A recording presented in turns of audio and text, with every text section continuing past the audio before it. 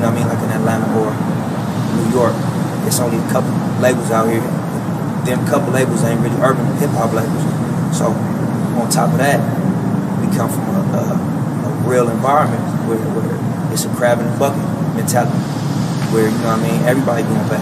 So when one person starts to move forward and you know, become a little bit successful, but you still within reach of these people, it's very hard, because, you know, you're dealing with the pressures of trying to be successful, as well as the pressure of people intentionally waking up to try to bring harm your way.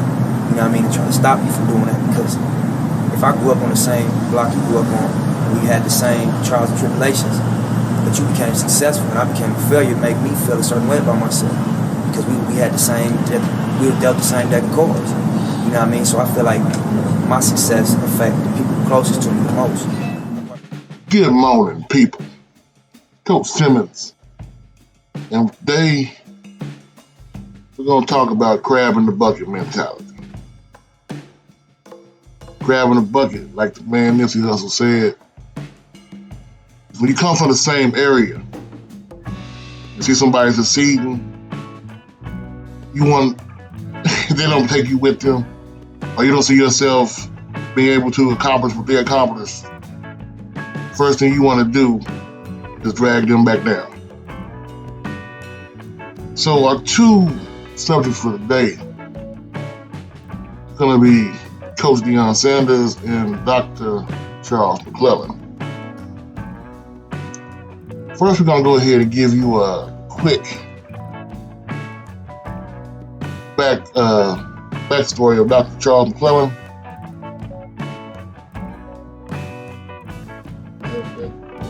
Well, Dr. McClellan, prior to, I believe, being the commissioner, he was the vice president of intercollegiate activities at Southern University, Texas Southern University. My bad. He took under the helm of TSU in April 2008 as director of athletics. In February 2015, was promoted to vice president of intercollegiate athletics. Supervised 16 sports, 9 women, 7 men's. His daily duties included fundraising, managing budgets, team scheduling, marketing. You know the rest, right? Under McClellan's watch, facilities steadily improved. Refurbished apartments and weight rooms, mobile locker rooms, probably having the track surrounding the Durley Field resurfaced in 2012. Annual TSU relays. The stadium now boasts one of the best running surfaces in the region. TSU relays ranked in the top 5 in attendance of all track and field meets in D1. Inside of Hope Arena, the hardwood floor refurbished, giving the facility a brand new look. And in the spring of 2016, solidified funding of $1 million to renovate the football field house, replace the football soccer turf at Dooley Field. I guess his biggest deal was finalizing the deal to the Houston Dynamo to share the newly constructed 22,000-seat BBVA Complex Stadium for Texas Southern. Now, amongst his arrival as the head commissioner, this is all on the SWAC website, by the way. You can go ahead and look at the APR jumping up. Look at the graduation rate jumping up. He has done as much as he could to improve the SWAC. Now, 2018, when he first started, lots of the problems people want this man gone for are prior to 2018. Prior contracts being made,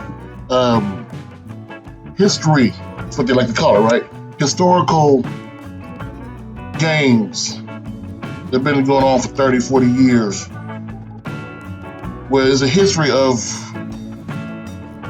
underpaying. They want him gone because of that. Some of the contracts people bring up are not current. Now, I will give you credit. Maybe he's a little too brash. Want to get things done ASAP because they've been doing things wrong for so damn long. That's one of the biggest problems. Another problem you got to understand is, according to the bylaws, he is basically just the figurehead of the swag.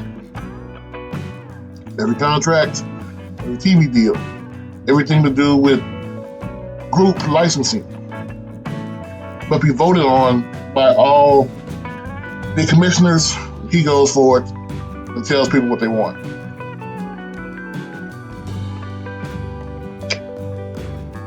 So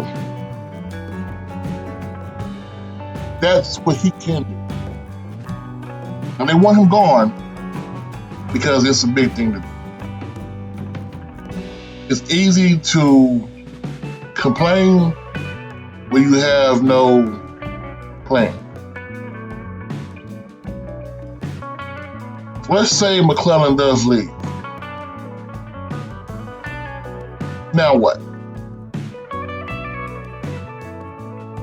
You gonna go back to the ones that had before? Who are you gonna bring in? I understand the SWAC has never, ever, ever been segregated. But if you are going to try to fire a man who, for all intents and purposes, has done nothing but bring the SWAC into the limelight, even if they have not won the Celebration Bowl, that's just one part of his job. If you're trying to fire that man and bring in a non-black American, the NBA, I don't think that's going to work. It's nothing to do with race. It's to do with perception. If you fire a black man that's doing his job and bring it in the NBA, it's not going to work. So, if you're so gung-ho on firing this man, who do you choose to replace him? Honestly, can't be yourself. You're not qualified. Who is your option? That's the difference between Power 5 reporting and what we accept as HBCU reporting. Power 5 reporting, when they say somebody has to go, they have a list of equally qualified people to replace them. HBCU reporting, we've accepted. They say he has to go and then stop the conversation because anything else makes them think.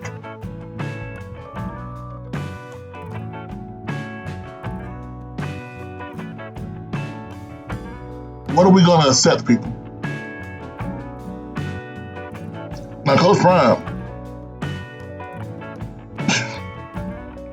we know this situation.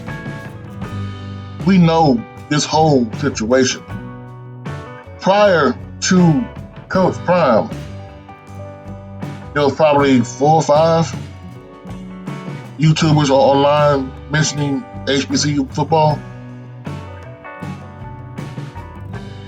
So it was HBCU Game Day. I know there was Small Leader Sports Network. There was Cut Day Sports. And I'm missing some other people. I do apologize. But, First was doing this thing too. But the thing is, Coach Prime in his time has brought more light to the SWAC. He brought a dominating, just a fiercely dominating competitiveness to the SWAC. People try the whole thing about Republicans and white people and blah, blah, blah, blah, blah. But all that to the SWAC. They still have not beat the MEAC. But as far as publicity, you wouldn't have seen Eddie George over there at Tennessee State. You wouldn't have seen Hugh Jackson going down to Grambling. Because without Eddie George, who gonna hire Hugh Jackson? You probably still would have seen Dooley go to Southern. But who would have cared? All the players, the 4 and 5 stars at this magnitude wouldn't have came. Y'all know my JSU fans gonna say, hey, look, we were getting all that stuff before that. Bro, you were 4 and 7. Stop playing. Stop it. You were getting the fields before that. Okay, that's fine. It got quicker. The TV deals, they were never brought to the light. So you still have the bad contracts we have now. But no one knew about them or cared, because you know once in every 2 years, you're going to be on TV. So now, they want Coach Prime to leave because he's not doing it a certain way. And I've heard this on multiple platforms, not just one platform. So I'm not calling out one platform. I'm not. Excuse me. But the thing I'm looking at, in all honesty, who are you going to replace him with? The obvious choice has been Coach Dancy down there in Valley. People say Coach Dancy getting groomed to be Coach Prime replacement. Really? Probably on the field coaching, Dancy probably got him beat. I'm not going to lie to you. Getting the recruits, the position they have with the sponsors, getting the paper in there, talking to the city, talking to the fans, talking nationwide, getting on every sports station. The free advertising that is going on at this school. Do you think that will be going with Dancy? You don't go Dancy. And so you get Maynard. No. Willie Simmons, he ain't leaving that FAMU for Jackson. Hugh Jackson, no. Who you gonna get, Rod Woodson? The whole thing is, we're sitting here crying, moaning, bitching about getting rid of these people. But you don't have one person in mind that can pass any kind of scrutiny and can hold water to the guys who are in office right now.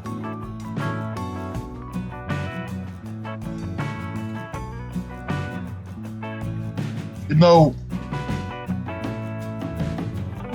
this reminds me of something I heard by a guy named White Mike. White Mike was a preacher in Jacksonville, Florida. White Mike said, and I quote, "Why is you turn on the radio station, any station, any time of day, you can hear black death. You can hear people making music about black men or black women killing each other, but you won't hear one about white folks."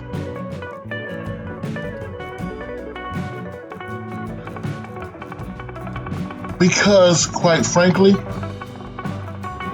the audience that they're going for is not the black audience.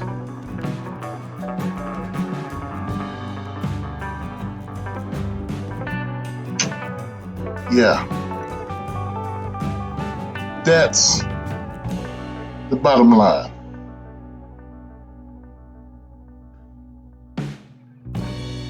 You're not going, these people who are out there talking about tearing down black men or even black women.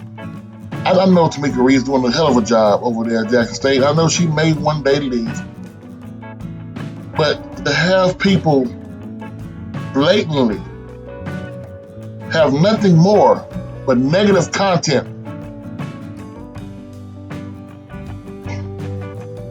what do you think?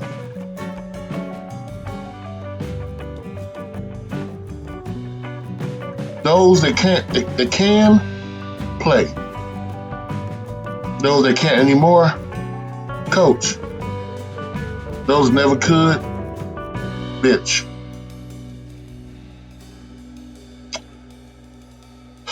Coach Simmons, good luck, y'all. If y'all want them gone, be careful what you ask for.